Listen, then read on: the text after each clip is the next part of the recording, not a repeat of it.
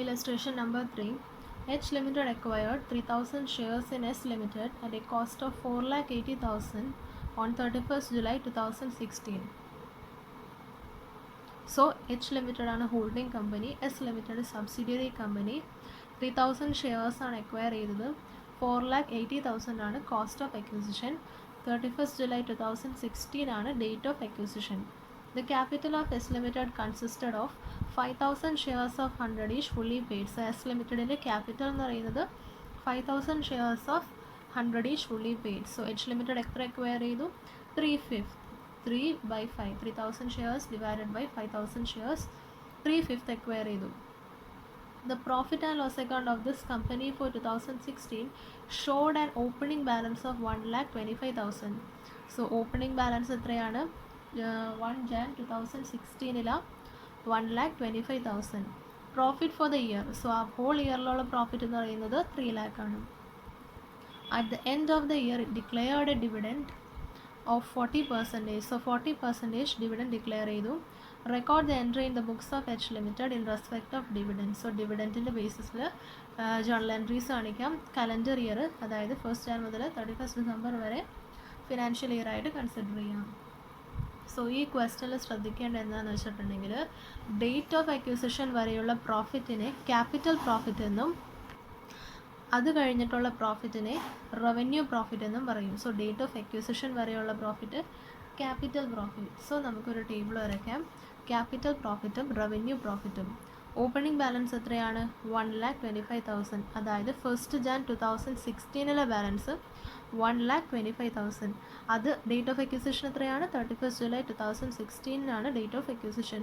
So 1st Jan 2016 1,25,000 എന്ന് പറയുന്നത് date of അക്വിസിഷന് മുൻപുള്ളതാണ്. So profit till date of acquisition is capital profit. So capital profit കോളത്തിൽ 1,25,000 വരും. Then profit for the year 3 lakh.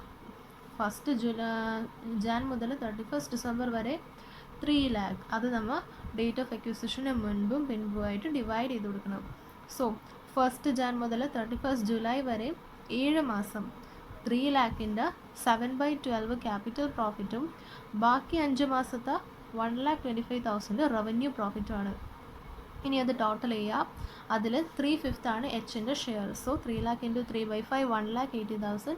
Revenue പ്രോഫിറ്റിൻ്റെയും 3/5 എന്ന് പറയുന്നത് എച്ചിൻ്റെ ഷെയർ ആണ്. ഓക്കെ, അപ്പോൾ ഈ ക്വസ്റ്റനിൽ ശ്രദ്ധിക്കേണ്ടതെന്ന് പറയുന്നത് profit earned prior to date of acquisition is capital profit and after date of acquisition is revenue profit. ഇനി ടോട്ടൽ ഡിവിഡൻഡ് എത്രയാണെന്ന് നോക്കാം. 5,000 × 100 ആണ് ടോട്ടൽ ക്യാപിറ്റൽ. അതിൻ്റെ 40% ഡിവിഡൻഡ് ഡിക്ലെയർ ചെയ്തു. സോ 5,000 × 100 × 40% 2 lakh ഡിവിഡൻഡ് ഡിക്ലെയർ ചെയ്തു. അതിൽ എച്ചിൻ്റെ ഷെയർ എത്രയാണ്? 3/5 × 3/5 1,20,000 ആണ് ടോട്ടൽ എച്ചിൻ്റെ ഡിവിഡൻഡ് എന്ന് പറയുന്നത്. ഈ ഡിവിഡൻറ്റിൻ്റെ ട്രീറ്റ്മെൻറ്റിൻ്റെ ജേണൽ എൻട്രീസ് ആണ് ചോദിച്ചിരിക്കുന്നത്. സോ 2 കേസ് ഉണ്ട്, 2 സിറ്റുവേഷൻസ് ഉണ്ട്. ഒന്നാമത്തത് profit has been utilised to pay dividend. So ആ ഫസ്റ്റ് സിറ്റുവേഷനിൽ എന്താ ചെയ്യേണ്ടതെന്ന് വെച്ചിട്ടുണ്ടെങ്കിൽ 7 മാസത്തെയും 5 മാസത്തെയും പ്രോഫിറ്റിൽ അതിൻ്റെ ആ ബേസിസിൽ എച്ചിൻ്റെ ഷെയർ കണ്ടുപിടിക്കാം.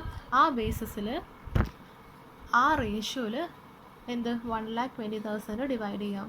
സോ ആദ്യത്തെ 7 മാസം എത്രയാണ്? എച്ചിൻ്റെ share 1,75,000. 1,75,000 total profit for the whole year ആണ് കേട്ടോ. ഓപ്പണിംഗ് ബാലൻസ് എടുക്കേണ്ട. സോ 1,75,000 3/5 എന്ന് പറയുന്നത് 1,05,000. 1,25,000 3/5 എന്ന് പറയുന്നത് 75,000. സോ 1,05,000 to 75,000 റേഷ്യോയിൽ 1,20,000 ഡിവൈഡ് ചെയ്ത് കൊടുക്കാം.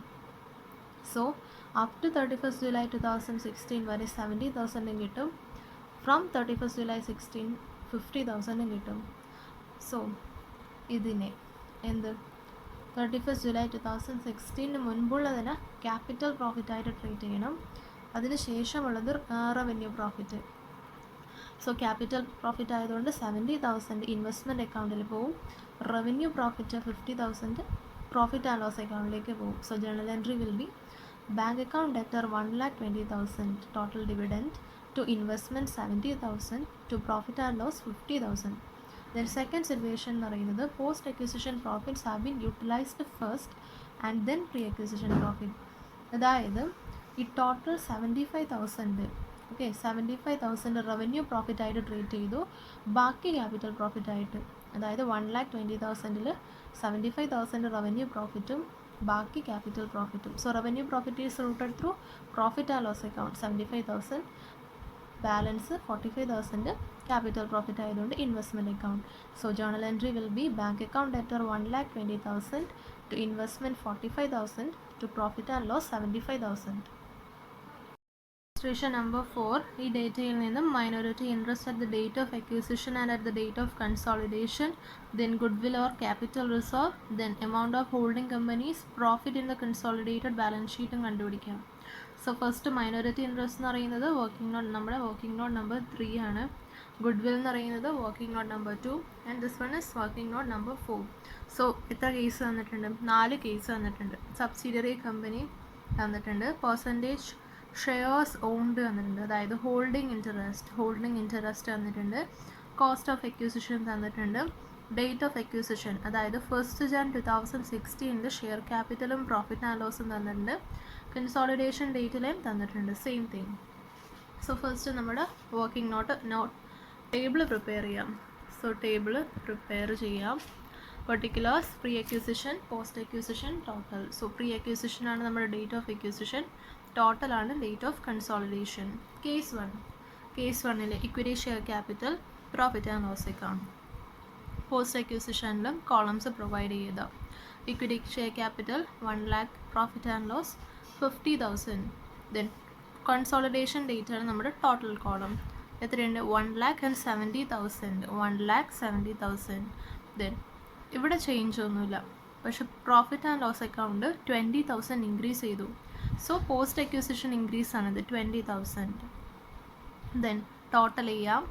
അതിൽ 90% ആണ് ഹോൾഡിംഗ് ഇൻട്രസ്റ്റ്, 90%, 1,50,000 90% ഹോൾഡിംഗ് ഇൻട്രസ്റ്റ്, 20,000 90%, 1,70,000 90%, ബാക്കി 10% ആയിരിക്കും അപ്പോൾ മൈനോറിറ്റി ഇൻട്രസ്റ്റ്. ഓക്കെ, സോ അതാണ് കേസ് 1. ദെൻ കേസ് 2 നോക്കാം. ബി 85% ആണ് holding interest, equity share capital 1 lakh ഉണ്ട്, പ്രോഫിറ്റ് ആൻഡ് ലോസ് 30,000 ഉണ്ട്, ഡേറ്റ് ഓഫ് കൺസോളിഡേഷനിൽ 1,20,000. സോ ഇക്വിറ്റി ഷെയർ ക്യാപിറ്റലിൽ ചേഞ്ച് ഇല്ല, പ്രോഫിറ്റ് ആൻഡ് ലോസ് അക്കൗണ്ട് 10,000 കുറഞ്ഞു, so -10,000. Then same thing 85% holding interest, ബാക്കി 15% എത്ര? Minority interest. കേസ് 3യും കേസ് 4ഉം കേസ് 4 അവരെ അങ്ങനെ ചെയ്യാം.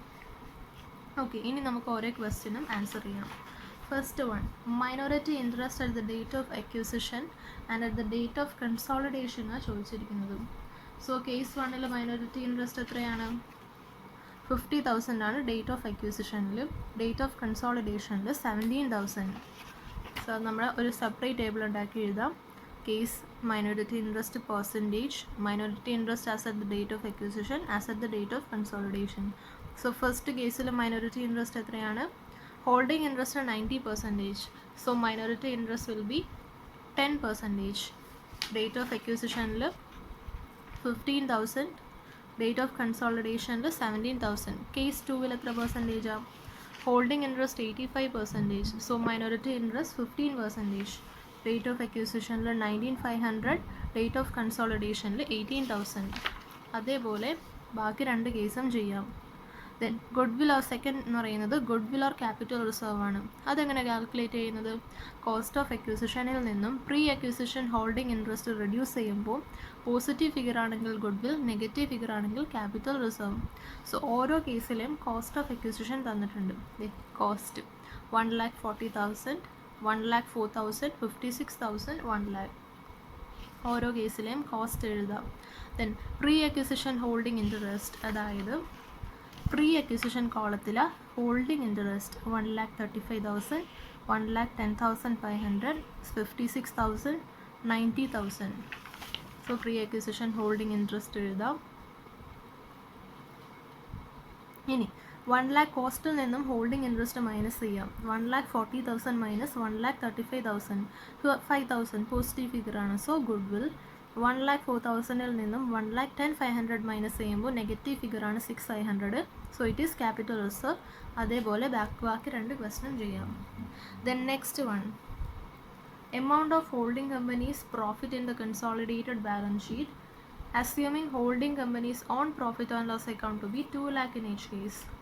അതായത് പോസ്റ്റ് അക്യൂസിഷൻ ആണ് ചോദിച്ചിരിക്കുന്നത്. ക്വസ്റ്റ്യനിൽ നമ്മൾ ഓൾറെഡി ഡയറക്റ്റ് ആയിട്ട് ചെയ്തു വെച്ചിട്ടുണ്ട്. അതായത് പ്രോഫിറ്റ് ആൻഡ് ലോസ് അക്കൗണ്ടിൻ്റെ പോസ്റ്റ് അക്യൂസിഷൻ ഹോൾഡിംഗ് ഇൻട്രസ്റ്റാണ് ചോദിച്ചിരിക്കുന്നത്. പ്രോഫിറ്റ് ആൻഡ് ലോസ് അക്കൗണ്ടിൻ്റെ post acquisition holding interest 18,000, 8,500, third കേസിൽ 0, ഫോർത്ത് കേസിൽ എത്രയാണ് 15,000 ഓൾറെഡി ചെയ്ത് വെച്ചിട്ടുണ്ട്. പിന്നെ പ്രോബ്ലത്തിന് വേണമെങ്കിൽ സെപ്പറേറ്റ് ടേബിളായിട്ട് വരയ്ക്കണമെങ്കിൽ കേസ് എഴുതാം, ഹോൾഡിംഗ് ഇൻട്രസ്റ്റിൻ്റെ പെർസെൻറ്റേജ് എഴുതാം, profit and loss as on date of acquisition എഴുതാം, ക്വസ്റ്റ്യൻ തന്നിട്ടുണ്ട്, കൺസോളിഡേഷൻ ഡേറ്റിൽ എഴുതാം, ആ ചേഞ്ച് എഴുതാം, അതിൻ്റെ ഇത്ര പെർസെൻറ്റേജ് ഓഫ് പോസ്റ്റ് എക്യൂസിഷൻ. ഓക്കെ, അത് നമ്മൾ ഡയറക്റ്റായിട്ട് ഓൾറെഡി വർക്കിംഗ് നോട്ടിൽ ചെയ്തിട്ടുണ്ട്. ഇങ്ങനെ ഒന്നും കൂടി വേണമെങ്കിൽ എഴുതാം.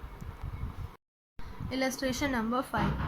XYZ Limited purchased 80% shares of ABC Limited on 1st Jan 2016 for 1,40,000. So XYZ Limited ABC Limited purchase ചെയ്തു. XYZ Limited holding company, ABC Limited subsidiary company. 80% ആണ് holding interest. On 1st Jan 2016 date of acquisition for 1,40,000 cost of acquisition. The issued capital of ABC Limited on 1st January 2016 was 1 lakh and the balance in profit and loss account was 60,000. So 1st Jan 2016 date of acquisition la equity share capital profit and loss തന്നിട്ടുണ്ട്. During the year ended 31st December 2016, ABC Limited earned a profit of 20,000 and at year end declared and paid a dividend of 15,000. So 31st December 2016 20,000 profit കിട്ടി, dividend 15,000 pay ചെയ്തു. Show by an entry how the dividend should be recorded in the books of XYZ Limited.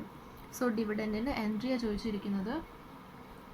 What is the amount of minority interest as on 1st Jan 2016 and 31st December 2016? നമ്മുടെ working note number 2.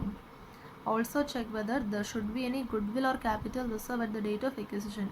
Working note number 2ഉം working note number 3ഉം prepare ചെയ്യാം. So ആദ്യം തന്നെ നമ്മുടെ usual table, particulars, pre acquisition, post acquisition, total.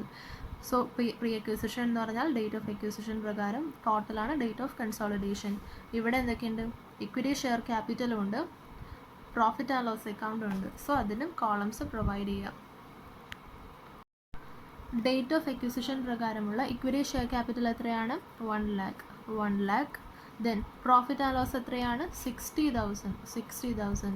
Then date of consolidation പ്രകാരം equity share ക്യാപിറ്റലിന് changes ഒന്നുമില്ല, പക്ഷേ പ്രോഫിറ്റ് ആൻഡ് ലോസ് ചേഞ്ച് ചെയ്യുന്നുണ്ട്. ബിക്കോസ് അവിടെ 20,000 പ്രോഫിറ്റ് കിട്ടുന്നുണ്ട്, 15,000 എന്ത് പോകുന്നുണ്ട്? ഡിവിഡൻഡ് പേ ചെയ്യുന്നുണ്ട്.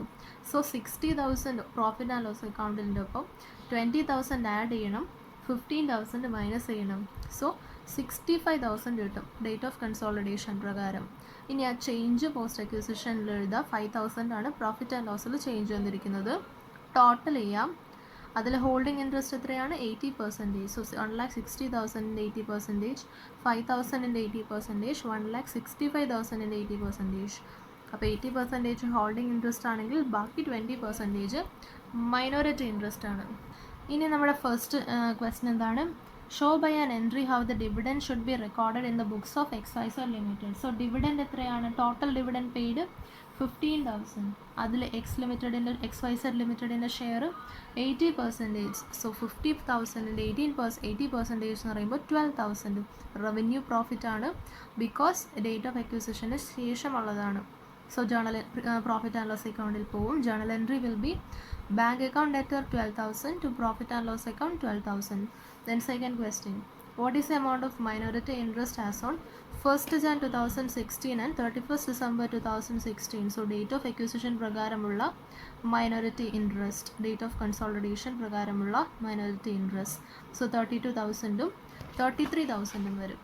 Then next one is goodwill അല്ലെങ്കിൽ capital reserve ഉണ്ടോ എന്ന് ചെക്ക് ചെയ്യണം. സോ എങ്ങനെയാണത്?